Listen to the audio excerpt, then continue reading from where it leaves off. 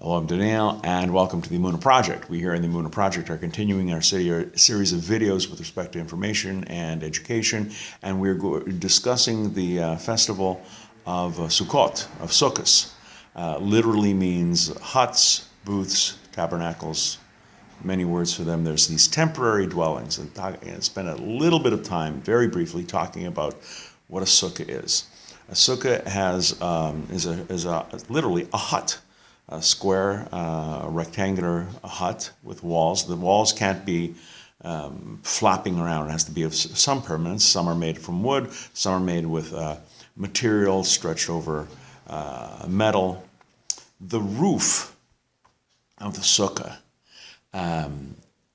it's not a solid roof. It is made from natural substances that grow from the ground. For example, wooden slats, bamboo poles, branches from evergreen trees, all this stuff. It's called schach.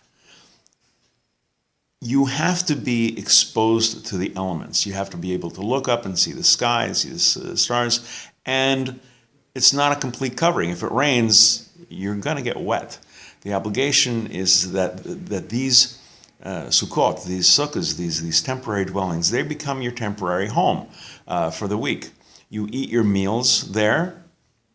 Briefly, what's considered a meal is approximately 2 ounces of grain products. So a slice of bread, some pasta, that's what constitutes a meal. Some people are very strict, and they eat even snacks in the sukkah. Some people even sleep in the sukkah, weather permitting. A note about weather permitting. We can't be out of control of this. If it's pouring, like I said, Sukkos is Zman Simchasenu. It's time of our happiness, it's time of our rejoicing. No one's going to be rejoicing if you're sitting in a sukkah and it's coming down, raining cats and dogs, and you gotta make sense. But a lot of people, if it is raining, they leave the sukkah and eat inside with a sense of regret. This is what happened to me this year. I was at a house of a very dear friend of mine, a rabbi, and he's Breslov.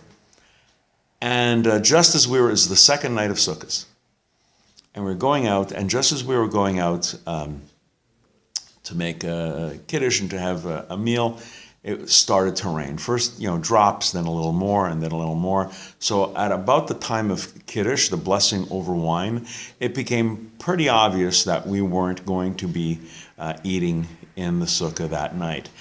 And my friend he was so disappointed. He left it reluctantly. He didn't want to leave the sukkah. He wanted so much. We all did. Wanted so much to eat in the sukkah. So we left with a certain amount of regret. It's going to be a rainy sukkahs in my little corner of the great wet north. That's common. The other thing that's common about sukkahs during the day is bees, wasps, hornets. They're attracted to the food, to the wine, to the grape juice, to the fish, and people get very creative in how to repel, distract, avoid bees, but that's all part of the festival. We're going to be talking later about another aspect of Sukkos. First of all, we've talked about briefly the sukkah itself. We're going to be talking about Zman Simchasenu, the time of our rejoicing, and also the Lulav and Esrog. We're going to be doing more videos. Please come back, please watch, please learn, and until next time, on behalf of the Emunah Project, I'm Daniel, and thank you too much.